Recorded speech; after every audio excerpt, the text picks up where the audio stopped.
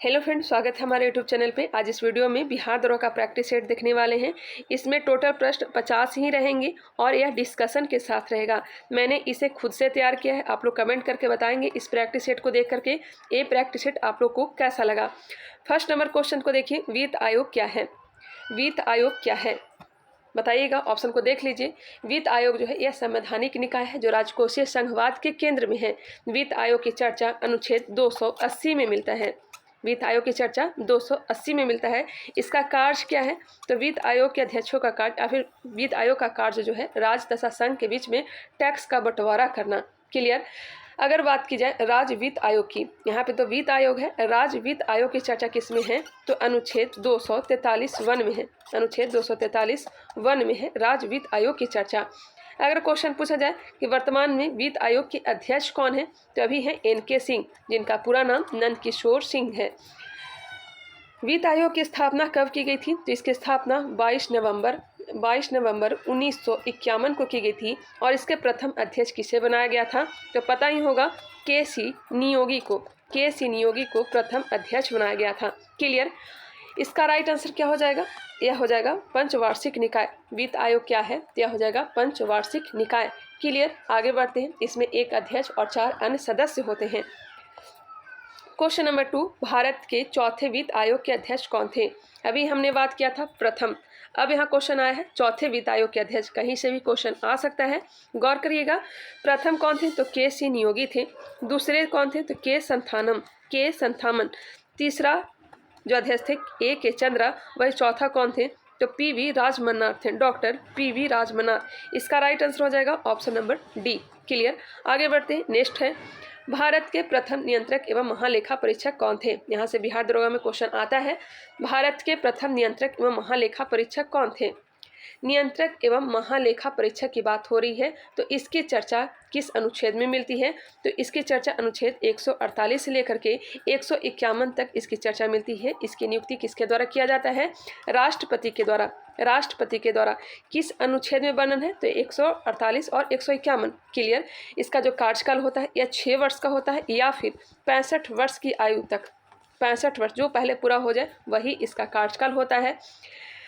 नियंत्रक एवं महालेखा परीक्षक जब सेवानिवृत्त हो जाते हैं तो भारत सरकार के अधीन कोई भी पद धारण नहीं कर सकते हैं।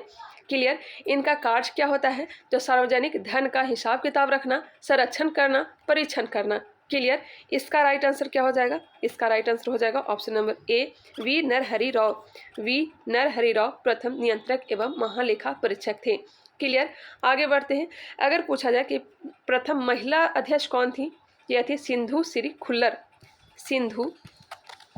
खुल्लर प्रथम महिला अध्यक्ष थी नियंत्रक एवं महालेखा परीक्षक की।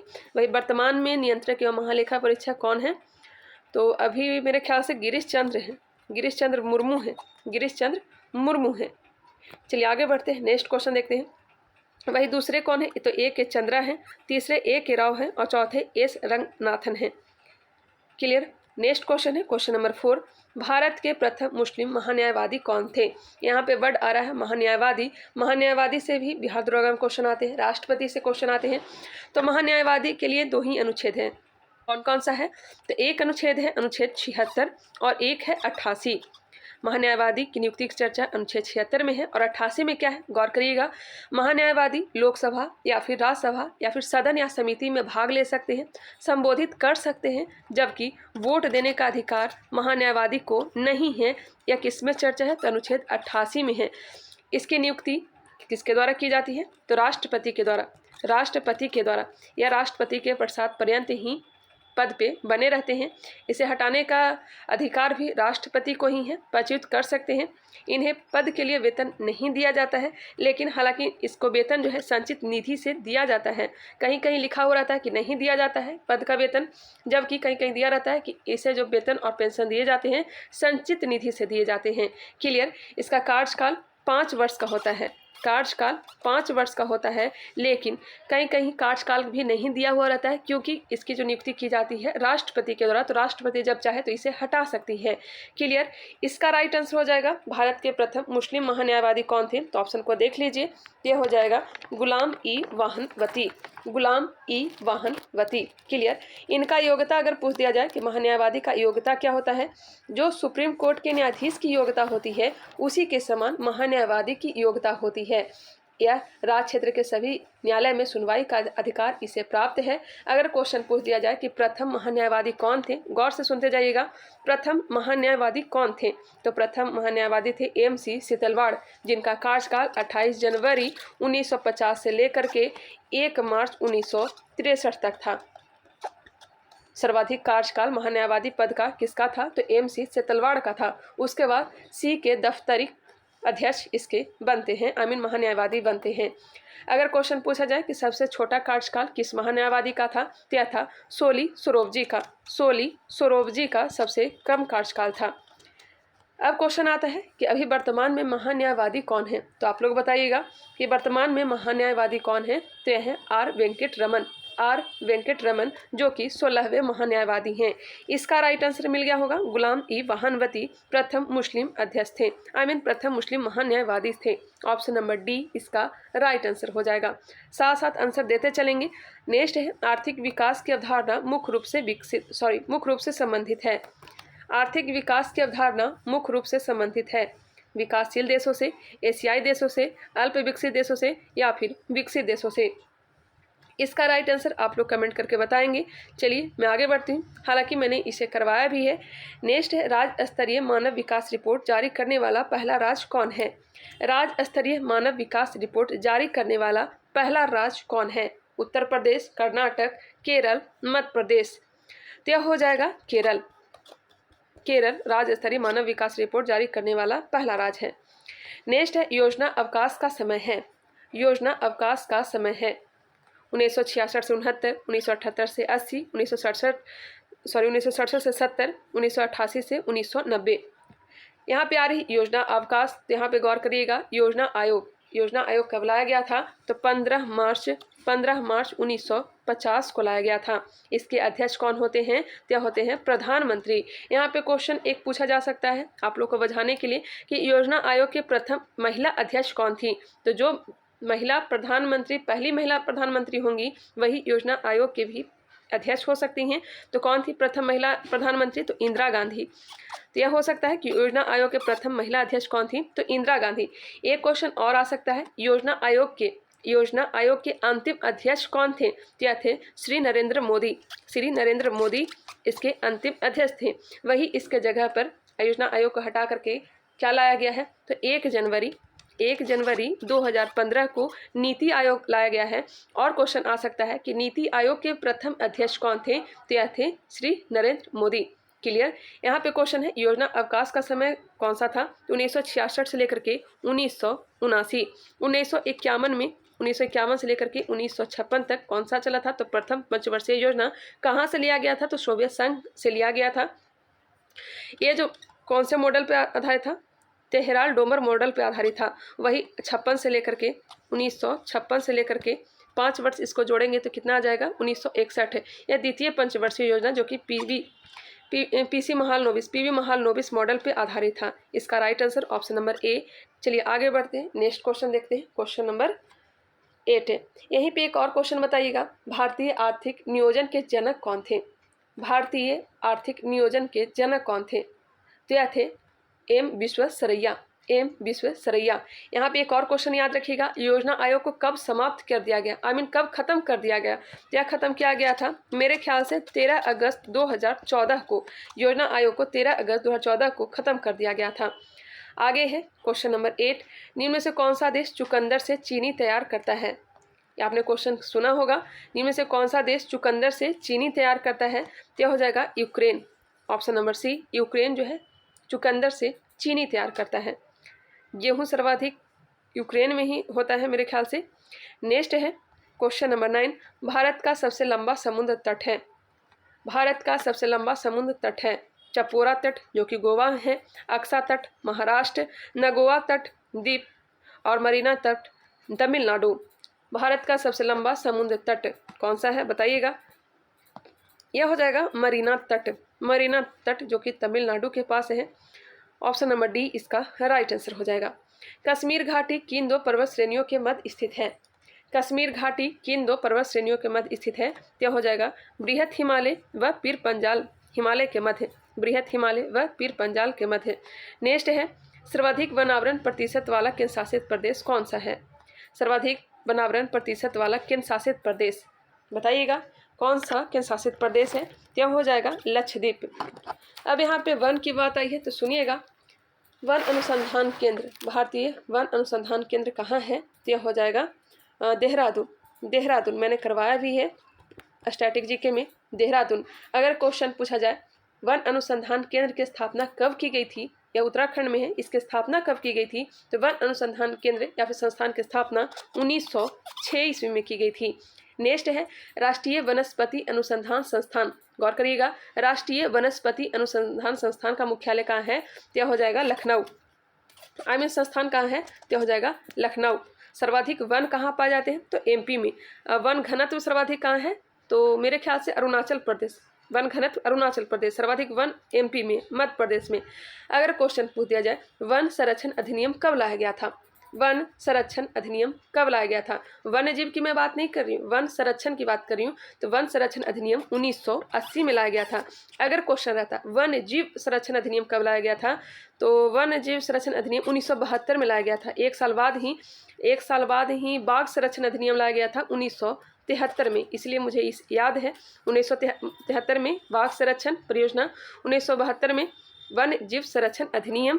Clear. Tiger man of India, मुझे याद आया टाइगर मैन ऑफ इंडिया किसे कहा जाता है। टाइगर मैन ऑफ इंडिया किसे कहा जाता है, आप लोग आंसर देते चलेंगे। यह कहा जाता है कैलाश सांखला को। कैलाश सांखला को। अब क्वेश्चन आता है कि पर्यावरण सुरक्षा अधिनियम कब लाया गया था। यहाँ से बिहार दरोगा में क्वेश्चन आता है पर्यावरण सुरक्षा अधिनियम कब लाया गया था। यह लाया गया था 1986 ईस्वी में। पर्यावरण सुरक्षा अधिनियम 1986 ईस्वी में। एक क्वेश्चन और है जल संरक्षण एवं प्रदूषण नियंत्रण अधिनियम। यहाँ से ये जो क्वेश्चन है जो मैं पूछ रही हूँ अभी, जल संरक्षण एवं प्रदूषण नियंत्रण अधिनियम, ये बिहार दरोगा में पूछा गया प्रश्न है। यह कब लाया गया था, यह लाया गया था 1974 ईस्वी में। जल संरक्षण एवं प्रदूषण नियंत्रण अधिनियम 1974 में। क्लियर। भारतीय वन प्रबंधन संस्थान, भारतीय वन प्रबंधन संस्थान कहाँ है, यह हो जाएगा भोपाल। भोपाल। एक क्वेश्चन है वर्षा वन अनुसंधान संस्थान। वर्षा वन अनुसंधान, वर्षा वन अनुसंधान कहाँ है, तो यह हो जाएगा जोरहाट। जोरहाट में। जोरहाट में।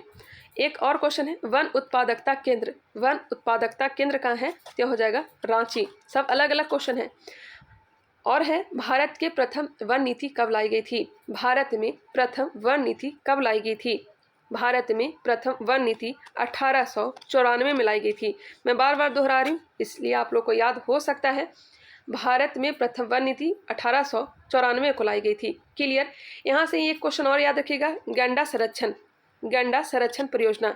गैंडा संरक्षण परियोजना यह लाया गया था 1987 ईस्वी में। 1987 ईस्वी में। वही कछुआ संरक्षण 1975 में। 1975 में कछुआ संरक्षण परियोजना। एक हाथी भी लाया गया था, हाथी संरक्षण परियोजना। यह कब लाया गया था याद नहीं आ रहा है। हाथी संरक्षण अधिनियम 1992 में। 1992, एक बार इसे कंफर्म करिएगा। हाथी संरक्षण अधिनियम 1992 सही है या फिर गलत है। वन्य जीव संरक्षण 1972। पारिस्थितिकी के जनक किसे कहा जाता है, यह कहा जाता है डॉक्टर रामदेव मिश्रा को। डॉक्टर रामदेव मिश्रा को पारिस्थितिकी के जनक कहा जाता है। वही tiger man of India Kailash Sankhla को कहा जाता है। हरित क्रांति का जनक किसे कहा जाता है, तो एम एस स्वामीनाथन को कहा जाता है। वर्गीज कुरियन कौन है, तो श्वेत क्रांति के जनक हैं।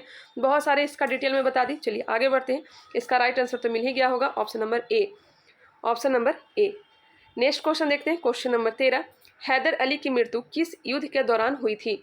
हैदर अली की मृत्यु किस युद्ध के दौरान हुई थी। गौर करिएगा, 4 आंग्ल मैसूर युद्ध हुए थे। ये युद्ध हैदर अली और टीपू सुल्तान के द्वारा ही लड़ा जाता है। हैदर अली टीपू सुल्तान के पिताजी थे। प्रथम आंग्ल मैसूर युद्ध कब हुआ था, यह हुआ था 1767 से लेकर के 69 के बीच। 67 से लेकर के 69 हैदर अली लड़ते हैं। उसके बाद द्वितीय आंग्ल मैसूर युद्ध। द्वितीय आंग्ल मैसूर युद्ध हुआ था 1780 से 84 के बीच। द्वितीय कब हुआ था, 1780 से 84। इसमें बहुत कन्फ्यूजन होता है, थोड़ा ध्यान देकर के आंसर बताना होता है। 1780 से 84 द्वितीय अंग मैसूर युद्ध, और तृतीय हुआ था 1790 से 92 के बीच, और चौथा हुआ था 1799 में। क्लियर। अब क्वेश्चन आता है कि प्रथम आंग्ल मैसूर युद्ध किस संधि के तहत समाप्त हुई थी? तो गौर करिएगा, मद्रास की संधि। क्रमबद्ध याद रखिएगा, मद्रास, मंगलौर, श्रीरंगपट्टनम, मद्रास, मंगलौर, श्रीरंगपट्टनम। तो मद्रास की संधि के तहत प्रथम आंग्ल मैसूर युद्ध, मंगलौर की संधि के तहत द्वितीय आंग्ल मैसूर युद्ध, और श्रीरंगपट्टनम की संधि के तहत तृतीय आंग्ल मैसूर युद्ध समाप्त हुआ था। वही 1799 में कोई संधि हुई ही नहीं थी, क्योंकि 1799 ईस्वी में टीपू सुल्तान की मृत्यु हो गई थी। क्लियर। अब यहाँ क्वेश्चन आ रहा है कि हैदर अली की मृत्यु किस युद्ध के दौरान हुई थी?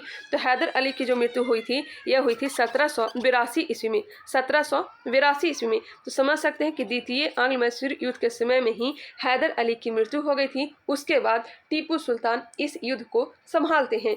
इसका राइट आंसर हो जाएगा ऑप्शन नंबर बी। द्वितीय आंग्ल मैसूर युद्ध कब हुआ था? 1780 से 84 के बीच। 1780 से 84 के बीच हुआ था। 1782 ईस्वी में हैदर अली की मृत्यु हो गई थी। क्लियर। नेक्स्ट क्वेश्चन है question number 14। Song of India पुस्तक के लेखक कौन है? हिस्ट्री से है। सॉन्ग ऑफ इंडिया पुस्तक के लेखक कौन है? यहाँ से क्वेश्चन आता है, बताइएगा इसके लेखक कौन है? तो हो जाएगा राधा कृष्णन, अरविंद घोष, सरोजिनी नायडू, भगवती चरण बोहरा। इसका राइट आंसर हो जाएगा song of India. Song of India पुस्तक के लेखक सरोजिनी नायडू। सरोजिनी नायडू। सरोजिनी नायडू के बारे में जानते ही होंगे, प्रथम महिला अध्यक्ष थी। भारत की प्रथम महिला अध्यक्ष सरोजिनी नायडू। भारत की प्रथम राज्यपाल सरोजिनी नायडू ही थी। यूपी की राज्यपाल बनी थी। और इन्होंने 1925 ईस्वी में, अगर क्वेश्चन आए कि भारत के प्रथम भारतीय महिला अध्यक्ष कौन बनी थी, कांग्रेस की अध्यक्षता करने वाली प्रथम भारतीय महिला अध्यक्ष कौन बनी थी, क्या हो जाएगा? सरोजिनी नायडू। हालांकि प्रथम महिला अध्यक्ष एनी बेसेंट बनी थी 1917 में। लेकिन यहाँ क्वेश्चन आता है कि कांग्रेस की अध्यक्षता करने वाली प्रथम भारतीय महिला कौन थी? सरोजिनी नायडू, जो कि 1925 ईस्वी में कानपुर अधिवेशन की अध्यक्षता की थी।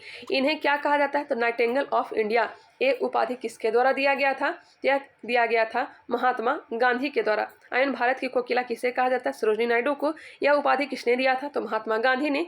क्लियर। चलिए आगे बढ़ते हैं। सरोजिनी नायडू के बारे में और बता देती हूँ। 1931 में हुआ था 5 मार्च 1931 को गांधी इरविन समझौता, जिसमें गांधी जी को इन्होंने कहा था, गांधी इरविन समझौता को दो महात्माओं का मिलन कहा था। क्लियर। राधा कृष्णन। राधा कृष्णन के पुस्तक का नाम क्या है? तो इनके पुस्तक का नाम है इंडियन फिलॉसफी। इंडियन फिलॉसफी किसकी पुस्तक है? तो राधा कृष्णन का है। और एक और याद रखिएगा, नेशंस बॉयज भी किसका है? तो राधा कृष्णन का है। एसेज ऑन गीता किसकी पुस्तक है? तो अरविंद घोष की है। Essays on Gita Aurobindo Ghosh.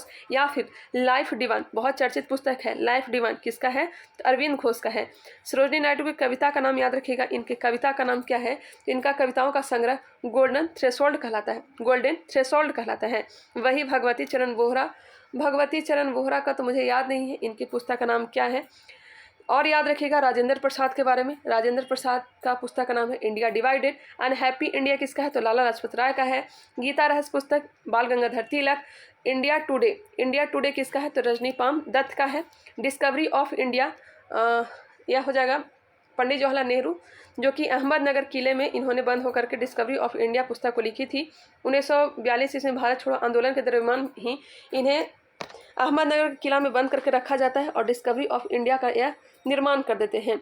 वही इंडिया विंस फ्रीडम किसका है? तो अबुल कलाम आज़ाद का है। क्लियर। ये सब पुस्तक तो याद ही होगा। चलिए आगे बढ़ते हैं, नेक्स्ट क्वेश्चन देखते हैं। नेक्स्ट है समाचार पत्र प्रताप के संपादक कौन थे?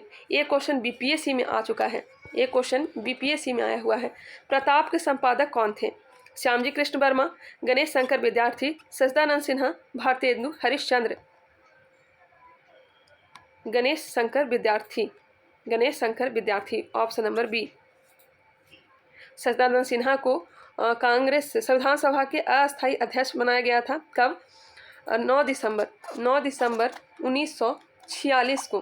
सच्चिदानंद सिन्हा 9 दिसंबर 1946 को इन्हें क्या बनाया गया था? अस्थायी अध्यक्ष बनाया गया था। उसके 2 दिन बाद ही 11 दिसंबर 1946 को डॉक्टर राजेंद्र प्रसाद को अस्थायी अध्यक्ष बना दिया जाता है। नेक्स्ट क्वेश्चन है क्वेश्चन नंबर 16। बिहार की मांग में इनका बहुत बड़ा योगदान भी है। नेक्स्ट इंडियन फिलॉसफी पुस्तक के लेखक कौन थे? अभी हमने बताया इंडियन फिलॉसफी पुस्तक के लेखक कौन है, तो हो जाएंगे doctor Radha Krishnan, doctor Radha Krishnan, option number D. Next है नागपुर को व्यक्तिगत सिद्धांतों के द्वारा कब हड़पा गया था? व्यक्तिगत सिद्धांत कब किसके द्वारा लाया गया था? तो व्यक्तिगत सिद्धांत लाया गया था डलहौजी के द्वारा, डलहौजी के द्वारा। यहाँ से भी बिहार दरोगा में आता है, गौर करिएगा। व्यक्तिगत सिद्धांत के द्वारा सबसे पहले 1848 ईस्वी में 1848 ईस्वी में सतारा को हड़पा गया। उसके एक साल बाद ही 1849 ईस्वी में किसको? तो जैतपुर और संभलपुर को। जैतपुर यूपी का क्षेत्र था, जैतपुर यूपी का क्षेत्र था और संभलपुर उड़ीसा का क्षेत्र था। 1839 ईस्वी में इसे हड़प लिया जाता है। अब आता है 1850। 1850 में किसे हड़पा गया था बताइएगा? क्या बघाट को हड़पा गया था, बघाट को। और ये बघाट कहाँ है बताइएगा आप लोग कमेंट करके, बघाट कहाँ है? आप लोग बहुत ज़्यादा हिस्ट्री पढ़ते हैं, कमेंट करके बताएंगे। हमने क्या बताया था? तो जैतपुर यूपी में है, संभलपुर उड़ीसा में है, बघाट कहाँ है आप लोग बताएंगे। अब आता है 1852 में उदयपुर को हड़प लिया जाता है। 1853 में झांसी को, 1854 ईस्वी में 1854 में नागपुर को, 1854 में नागपुर को। उसके बाद आता है 1855 को करौली को हड़प लिया जाता है। बाद में इसे वापस भी कर दिया जाता है, करौली को हड़प लिया जाता है 1855 में। वही कुशासन के आरोप के द्वारा 1856 ईस्वी में अवध पे कुशासन के आरोप में इसे मिला लिया जाता है 1856 ईस्वी में। क्या क्या हमने बताया, दिमाग से निकल गया होगा। 1848 सतारा, 1849 में संभलपुर, जैतपुर और संभलपुर, 1850 में बघाट, जैतपुर और संभलपुर 1850 में बघाट। इसमें बहुत ज़्यादा ही कन्फ्यूजन होता है। 1852 में उदयपुर, 1853 झांसी, 1854 नागपुर, 1855 करौली, 1856 अवध। फिर से सुनिएगा, 1848 सतारा, 1849 जैतपुर और संभलपुर, 1850 बघाट, 1852 में उदयपुर, 1853 झांसी, 1854 नागपुर, 1855 करौली, 1856 कुशासन के आरोप में अवध को हड़प लिया जाता है 1856 ईस्वी में। क्लियर? इसका राइट आंसर क्या हो जाएगा? Option number C. चलिए आगे बढ़ते हैं। नेक्स्ट क्वेश्चन है क्वेश्चन नंबर 18। इल्बर्ट बिल विवाद किस वायसराय के समय हुआ था? इल्बर्ट बिल विवाद किस वायसराय के शासनकाल में हुआ था बताइएगा? Lord Lytton, Lord Ripon, Lord Dufferin, Lord Lansdowne. ये सारा नाम इंपॉर्टेंट यहाँ पे दिया गया है। मैंने बहुत सोच समझ करके नाम दिया है कि ज़्यादा से ज़्यादा आप लोग को डिस्कशन में करवा सकूं। अब स्टार्ट करते हैं लॉर्ड लिटन से ही। लॉर्ड लिटन के समय में ही सबसे पहले क्या लाया गया था? तो वर्नाक्यूलर प्रेस एक्ट लाया गया था, जिसे दमघोटू एक्ट भी कहा जाता है। प्रेस पे प्रतिबंध लगा दिया गया था। लॉर्ड लिटन किसके लिए लाया गया था वर्नाक्यूलर प्रेस एक्ट? तो पता ही होगा, ईश्वर चंद्र विद्यासागर का सोम प्रकाश था, इसके लिए ही लाया गया था। खास करके ऐसे तो अमृत बाजार को रातों रात हिंदी से अंग्रेजी, बंगाली से अंग्रेजी कर दिया जाता है। अमृत बाजार पत्रिका को वर्नाक्यूलर प्रेस एक्ट कब लाया गया था? क्या लाया गया था? 1878 ईस्वी में। समाप्त कब किया गया था? 1882 ईस्वी में रिपन के द्वारा। क्लियर? लॉर्ड लिटन के समय में ही प्रथम दिल्ली दरबार लगा था। टोटल 3 दरबार लगा है, टोटल 3 दिल्ली दरबार लगा है। कौन कौन सा? तो गौर करेंगे, 1877 ईस्वी में लिटन के समय, दूसरा 1903 में लॉर्ड कर्जन के समय, और तीसरा कब लगा था दिल्ली दरबार? तीसरा लगा था 1911 में हार्डिंग के समय। हाँ, लॉर्ड हार्डिंग के समय 1911 ईस्वी में लॉर्ड हार्डिंग के समय। 1870 किसके समय? लिटन, 1903 कर्जन और 1911 लॉर्ड हार्डिंग के समय दिल्ली दरबार। टोटल 3 दिल्ली दरबार लगा था। उपाधि देना प्रारंभ लिटन के समय में ही हुआ था। अब आता है रिपन। रिपन के समय में क्या क्या हुआ था बताइएगा?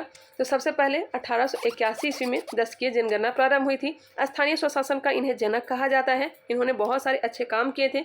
लॉर्ड रिपन के समय में ही इल्बर्ट बिल विवाद हुआ था। कब हुआ था? 1883 ईस्वी में। लॉर्ड रिपन के समय में ही और क्या आया था? तो प्रथम कारखाना अधिनियम।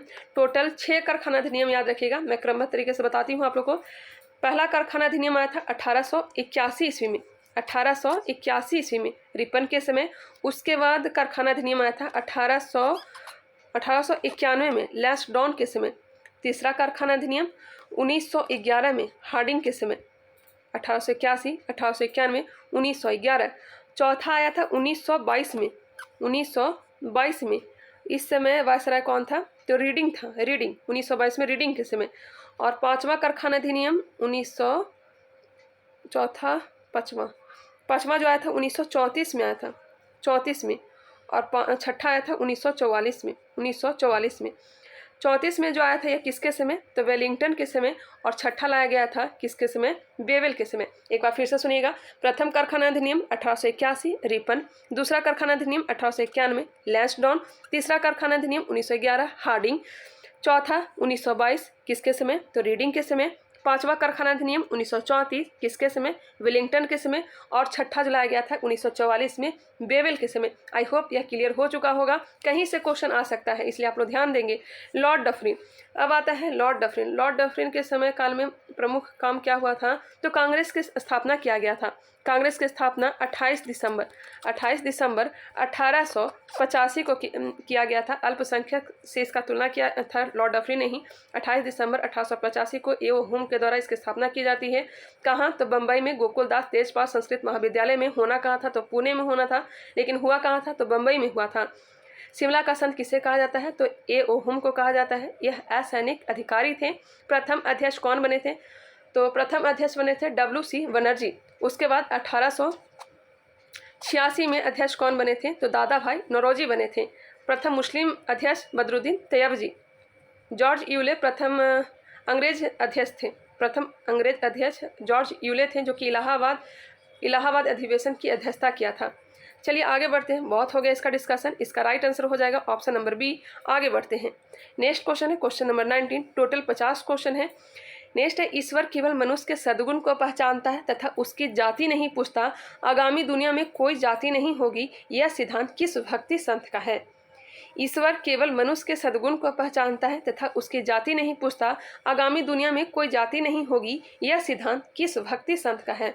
ऑप्शन है रामानुज, रामानंद, शंकराचार्य, निम्खाचार्य। यहाँ से भी बहुत सारा डिस्कशन हो सकता है, मैं करवाती हूँ।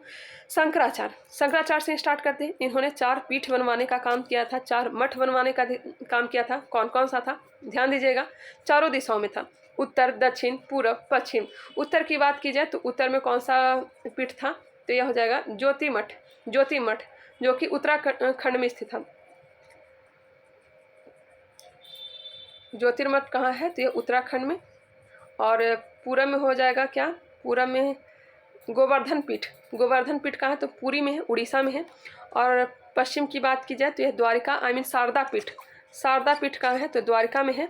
और दक्षिण में कौन सा पीठ है? तो यह हो जाएगा श्रृंगेरी पीठ है, जिसमें निर्माण कार्य में टीपू सुल्तान ने भी मदद किया था। नाम आता टीपू सुल्तान का भी।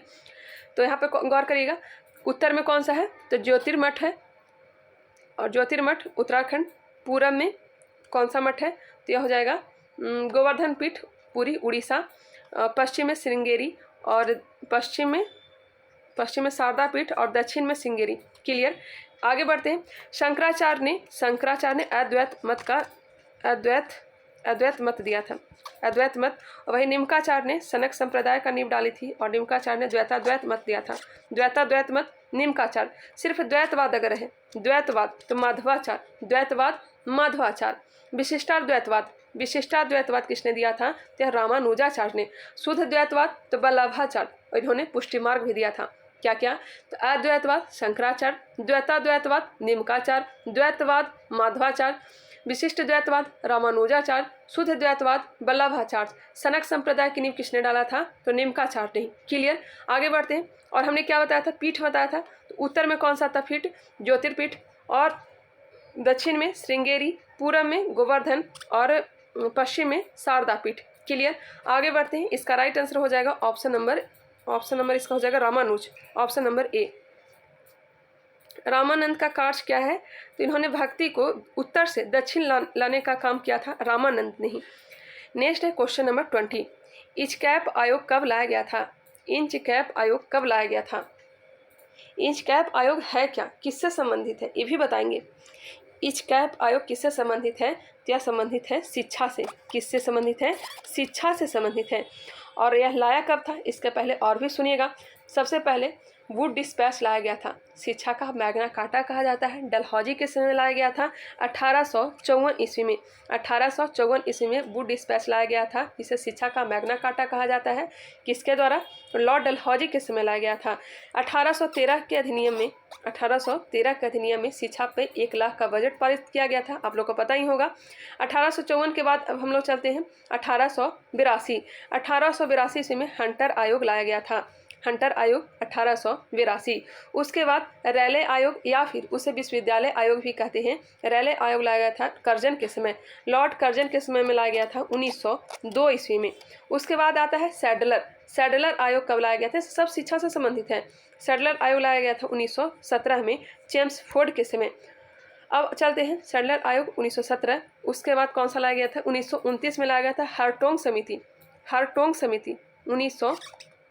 1929 में लाया गया था। 1929 में लाया गया था हरटोंग समिति। किसके समय हरटोंग समिति लाया गया था? तो इरविन के समय लाया गया था। प्राथमिक शिक्षा पर जोर दिया गया था। उसके बाद लिंडसे आयोग लाया गया था, यह पौध शिक्षा पर जोर दिया था।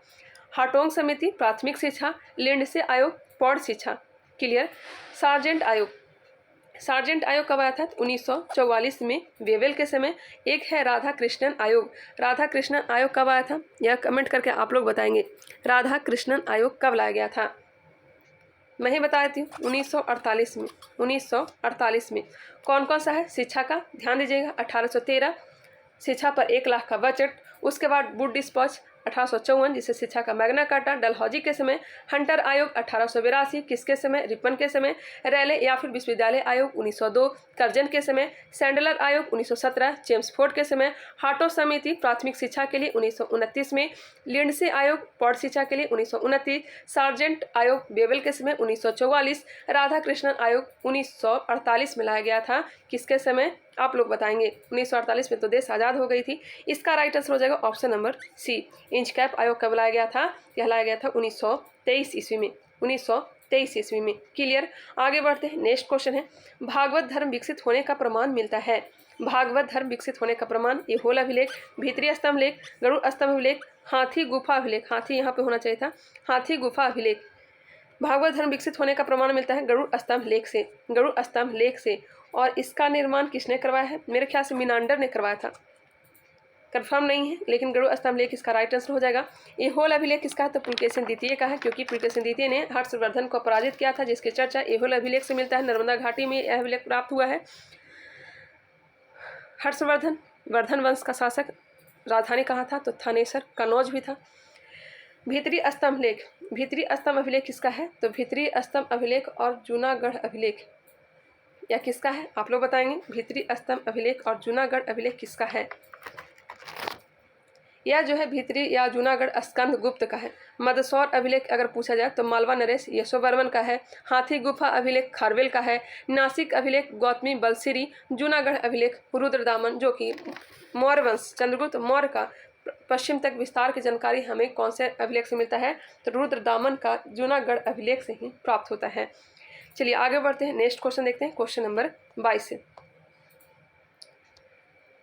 गौतम बुद्ध का महापरिनिर्वाण किस राज्य में हुआ था? गौतम बुद्ध का महापरिनिर्वाण किस राज्य में हुआ था? वत्स, मगध, मल या लिच्छवी।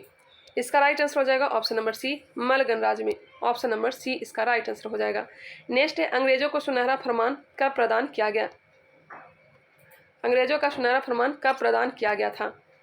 1717, 1611, 1632, 1765। अंग्रेजों को सुनहरा फरमान 1632 ईस्वी में प्रदान किया गया था। किसके द्वारा?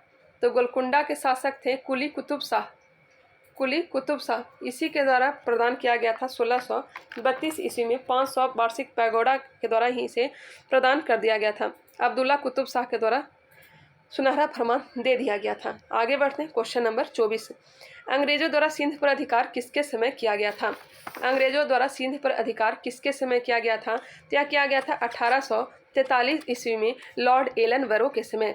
अब दिमाग में आता होगा कि नेपाल पर कब अधिकार कर लिया गया था? तो 1816 ईस्वी में सुंगौली की संधि के तहत ही 1816 में नेपाल पर अधिकार कर लिया गया। भूटान पर अधिकार 1865, बर्मा पर अधिकार 1885। 1816 में नेपाल पर अधिकार हेस्टिंग के समय, 1865 लॉरेंस के समय, किसको अधिकार कर लिया गया? भूटान को 1885 में किसको कर लिया गया? बर्मा पे अधिकार, डफरिन के समय। क्लियर? इसका राइट आंसर मिल गया होगा ऑप्शन नंबर सी। एलन बरो से संबंधित भी और कुछ याद रखिएगा। एलन बरो के समय में ही रविवार की छुट्टी देना स्टार्ट हो गया था और दास प्रथा को अंत किया गया था। दास प्रथा का अंत किया गया था लॉर्ड एलन बरो के समय में ही। आगे बढ़ते हैं, नेक्स्ट क्वेश्चन देखते हैं। क्वेश्चन नंबर 25, ट्राई ब्रेकर शब्द किस खेल से संबंधित है? ट्राई ब्रेकर शब्द फुटबॉल और हॉकी से। ए और सी इसका राइट आंसर हो जाएगा ऑप्शन नंबर डी। कौन राष्ट्रीय सुरक्षा परिषद सचिवालय में उप राष्ट्रीय सुरक्षा सलाहकार बने हैं? कौन राष्ट्रीय सुरक्षा परिषद सचिवालय में उप राष्ट्रीय सुरक्षा सलाहकार बने हैं? इसका राइट आंसर आप लोग बताएंगे। इसका राइट आंसर क्या होगा? करंट से है। विजय हजारे ट्रॉफी 2021 का खिताब हिमाचल प्रदेश ने किसे हराकर प्राप्त किया? 2021 का खिताब 2021 का पूछा जा रहा है। हिमाचल प्रदेश ने इस खिताब को जीत लिया था तमिलनाडु को हरा करके। Option number B. भारत के दूसरे चीफ ऑफ स्टाफ कमेटी के अध्यक्ष कौन बने हैं? भारत के दूसरे चीफ ऑफ स्टाफ कमेटी के अध्यक्ष कौन बने हैं? बताइएगा। दूसरे चीफ ऑफ स्टाफ कमेटी के अध्यक्ष कौन बने हैं? पहले तो थे रावत, बिपिन रावत, जिनका निधन हो गया। इसे भी आप लोग बताएंगे। यूटोपिया के लेखक कौन थे? यूटोपिया के लेखक कौन थे? विलियम शेक्सपियर, प्लेटो, सुकरात या फिर थॉमस मोर? यूटोपिया के लेखक कौन थे? तो हो जाएगा थॉमस मोर। नेक्स्ट है, सप्त क्रांति की अवधारणा को प्रतिपादित किसने किया था? सप्त क्रांति की अवधारणा को प्रतिपादित किसने किया था? राजा राम मनोहर लोहिया, बीवी गिरी, रामास्वामी नायकर, महात्मा गांधी। सप्त क्रांति की अवधारणा को प्रतिपादित राम मनोहर लोहिया ने किया था। नेक्स्ट है, भारतवर्ष में जल अधिनियम किस वर्ष में पारित किया गया था? जल अधिनियम पहले ही हमने बात कर लिया, कब? 1974 ईस्वी में। एक क्वेश्चन बिहार दरोगा में आ चुका है, मैंने घटना चक्र से इसे उठाया है। नेक्स्ट है, कुतुब मीनार के प्रवेश द्वार को किस नाम से जाना जाता है? कुतुब मीनार का नींव किसने डलवाया था? तो यह डलवाया था कुतुबुद्दीन ऐबक ने। उसके बाद पूरा करवाया इल्तुतमिश ने। फिरोज शाह तुगलक ने इसे मरम्मत करने का काम किया था। सिकंदर लोदी का भी इसका नाम आता है कुतुब मीनार के निर्माण में, योगदान में। किसका नाम आता है? नाम ध्यान रखिएगा, कुतुबुद्दीन ऐबक, इल्तुतमिश, फिरोज शाह तुगलक और सिकंदर लोदी। और यहाँ पे क्वेश्चन है, कुतुब मीनार के प्रवेश द्वार को किस नाम से जाना जाता है? तो अलाई दरवाजा के नाम से। अलाई दरवाजा का निर्माण किसने करवाया था? तो औरंगजेब ने। श्री किला का निर्माण भी औरंगजेब ने करवाया था। बुलंद दरवाजा फतेहपुर सीकरी गुजरात के विजय के उपलक्ष्य में अकबर ने इसका निर्माण करवाया था। नेक्स्ट है क्वेश्चन नंबर 33 से, एंकर शब्दावली का संबंध है। एंकर लंबी कूद, जैवलिन थ्रो, मैराथन दौड़, रिले रेस। एंकर शब्दावली का संबंध किससे है? यह है रिले रेस से। नेक्स्ट है, प्रथम अफीम युद्ध का समापन कौन सी संधि द्वारा हुई थी? यह भी घटना चक्र से मैंने डाला है। प्रथम अफीम युद्ध नानकिंग या फिर पिंकिंग या टिएनसिन या फिर तियानजिन। यह समाप्त हुआ था नानकिंग की संधि के द्वारा। एशियाई खेलों में बैडमिंटन को पहली बार कब शामिल किया गया था? एशियाई खेल पहली बार दिल्ली में हुआ था। बैडमिंटन को पहली बार कब शामिल किया गया था? बताइएगा। यह शामिल किया गया था मेरे ख्याल से 1962 ईस्वी में। 1962 में, मुझे इसमें कन्फ्यूजन था 1962 होगा या फिर 1964। तो मैंने गूगल पे से सर्च किया तो 1962 दिया गया है। हालांकि कहीं 1964 भी दिया गया रहता है, लेकिन 1962 गूगल पे मैंने सर्च किया था तो 1962 ही दिया गया था। अगर क्वेश्चन पूछा जाए कि हॉकी को पहली बार कब शामिल किया गया था? हॉकी को पहली बार एशियाई खेलों में कब शामिल किया गया था? आप लोग कमेंट करके बताएंगे। इसका राइट आंसर हो जाएगा ऑप्शन नंबर बी। नेक्स्ट है, प्लासी के युद्ध के समय बंगाल का नवाब कौन था? प्लासी के युद्ध के समय बंगाल का नवाब कौन था? तो प्लासी का युद्ध हुआ कब था? तो 23 जून 1757 को हुआ था। 23 जून 1757 को हुआ था प्लासी का युद्ध। किसके द्वारा? तो सिराजुद्दौला और रॉबर्ट क्लाइव के बीच यह छल कपट वाला युद्ध था। पता ही होगा इसकी कहानी पूरा है। 23 जून 1757 को प्लासी का युद्ध। इसके पहले क्या हुआ था? 20 जून 1756 को ब्लैक होल की घटना हुई थी। कहाँ हुई थी? तो कलकत्ता में हुई थी। कलकत्ता में ब्लैक होल की घटना 20 जून 1756। और इसमें 146 लोगों को 146 अंग्रेज थे, उन्हें एक छोटे से कमरे कमरा की बात की है तो 18 फुट लंबाई था और 18 फुट लंबाई और 14 फुट चौड़ाई था, लगभग 14 फुट चौड़ाई 18 फुट लंबाई। ये छोटे से कमरों में 146 लोगों को बंद कर दिया था। अगर इसे कल इसे गेट को खोला गया था तो इसमें मात्र 23 लोग ही जिंदा बच पाए थे, बाकी सारे अंग्रेज मर चुके थे। यह सब घटना की चर्चा किसने किया है तो बताइएगा। हॉर्नवेल ने इसकी घटना के बारे में जानकारी दिया है। इसका राइट आंसर हो जाएगा प्लासी के युद्ध किसमें बंगाल का नवाब सिराजुद्दौला था, ऑप्शन नंबर सी। अब आता है बक्सर का युद्ध कब होता है, 24 अक्टूबर, कहीं कहीं 22 अक्टूबर में दिया रहता है, 23 अक्टूबर में दिया रहता है, तो एक दिन तो युद्ध नहीं चलता, लेकिन याद रखिएगा 24 अक्टूबर 1764 ईस्वी को बक्सर का युद्ध हुआ था। बक्सर का युद्ध 24 अक्टूबर 1764 किसके बीच, तो मीर कासिम, शुजा-उद-दौला, अवध के नवाब शुजा-उद-दौला और मुगल शासक शाह आलम द्वितीय के साथ लड़ा गया था युद्ध था। तीनों को तीनों पराजित हो जाते हैं और बक्सर के युद्ध के बाद 2 संधि की जाती है। इलाहाबाद की संधि पहला होता है 12 अगस्त 1765 को, जिसमेमें बंगाल बिहार की दीवानी प्रदान कर दी जाती है शाह आलम द्वितीय के द्वारा। उसके बाद 16 अगस्त 1765 को इलाहाबाद की संधि द्वितीय संधि होती है, किसके साथ, शुजा-उद-दौला के साथ होती है और इसे कड़ा जो वाला क्षेत्र है यह अंग्रेजों को देना पड़ता है। इलाहाबाद वाला क्षेत्र जो है अंग्रेजों को देना पड़ता है। इसका राइट आंसर हो जाएगा option number C. Next question है क्वेश्चन नंबर 37। आप लोग को डिस्कशन कैसा लग रहा है आप लोग कमेंट करके बताएंगे। डिस्कशन आप लोग को चाहिए या नहीं चाहिए वो भी आप लोग कमेंट करके बताएंगे। ब्रिटिश भारतीय राज क्षेत्र का अंतिम प्रमुख विस्तार हुआ, ब्रिटिश भारतीय क्षेत्र पूछा जा रहा है। अंतिम प्रमुख विस्तार हुआ था डलहौजी के समय। ईस्ट इंडिया के समय सर्वाधिक विस्तार हुआ था डलहौजी के समय। यहाँ पे रहता ब्रिटिश भारतीय। अगर क्राउन की बात की जाए तो जब यह हाथों में चला गया था तो सर्वाधिक विस्तार हुआ था डफरिन के समय। यहाँ पे थोड़ा सा क्वेश्चन में डाउट है। डलहौजी के समय ईस्ट इंडिया कंपनी के अधीन सर्वाधिक विस्तार डलहौजी के समय, क्राउन के अधीन डफरिन के समय सर्वाधिक विस्तार हुआ था। चलिए आगे बढ़ते हैं, नेक्स्ट क्वेश्चन देखते हैं। सुंगौली की संधि किन के बीच हुआ था? सुंगौली की संधि हुआ था कब? 1916 कहाँ से? सुंगौली की संधि 1816 में हुआ था। 1816 में हुआ था ईस्ट इंडिया कंपनी और नेपाल के बीच, ऑप्शन नंबर ए। या फिर गोरखा कहीं कहीं दिया रहता है तो गोरखा कहीं या फिर नेपाल। डच और अंग्रेज के बीच एक युद्ध लड़ा गया था, बेदरा का युद्ध कब लड़ा गया था? 1759 में। और वांडीवास का युद्ध अंग्रेज और फ्रांसीसी के बीच लड़ा गया था 1760 ईस्वी में। इस दोनों में अंग्रेज विजय हुए थे। नेक्स्ट है अस्थाई बंदोबस्त कब लाया गया था? अस्थाई बंदोबस्त यह लाया गया था, अस्थाई बंदोबस्त लाया गया था किसके समय? तो यह लाया गया था लॉर्ड कॉर्नवालिस के समय 1793 ईस्वी में। कितने भूभाग पर यह लाया गया था? तो 19%। बहुत हार्ड था यह व्यवस्था, बहुत ही हार्ड था। यह बंगाल बिहार वाले क्षेत्र में अलाउ किया गया था। इसका राइट आंसर हो जाएगा ऑप्शन नंबर बी। और भी याद रखिएगा एक आता है रैयतवाड़ी व्यवस्था, कब लाया गया था? तो 1820 ईस्वी में। रैयतवाड़ी व्यवस्था सबसे पहले मद्रास प्रेसिडेंसी में लागू किया गया था। यहाँ से क्वेश्चन बीपीएससी में आए हैं। रैयतवाड़ी व्यवस्था 1820 किसके द्वारा लाया गया था? थॉमस मुनरो के द्वारा। और ये रैयतवाड़ी व्यवस्था जो था 51% भूभाग पर इसे लाया गया था। वही एक आता है महलवाड़ी व्यवस्था 1822 ईस्वी में। और यह लाया गया था हॉर्ट मैकेलजी के द्वारा। पंजाब वाले क्षेत्र में, यूपी के पश्चिमी वाले प्रांत में महलवाड़ी व्यवस्था को लाया गया था। सर्वाधिक जो लागू था यह कौन सा था? तो रैयतवाड़ी व्यवस्था। इसमें रैयतवाड़ी में मालिक कौन होते थे? तो किसान, सीधे किसान से ही टैक्स वसूला जाता था। वही अस्थाई बंदोबस्त में जमींदार से टैक्स लिया जाता था। जमींदार किसानों का शोषण करके किसे देने का काम करते थे? तो अंग्रेज को देने का काम करते थे। बीच का काम जमींदार करता था। ऑप्शन नंबर बी इसका राइट आंसर हो जाएगा। इंडियन ओपिनियन पत्रिका के प्रथम संपादक कौन थे? इंडियन ओपिनियन पत्रिका के संपादक कौन थे? ये जो पत्रिका थी महात्मा गांधी की, संपादक कौन थे? तो मनसुख लाल नजर। गांधी जी द्वारा आरंभ किया गया एक साप्ताहिक पत्र हरिजन का प्रथम अंक 11 फरवरी 1933 को निम्न शहरों में से कहाँ से प्रकाशित किया गया था?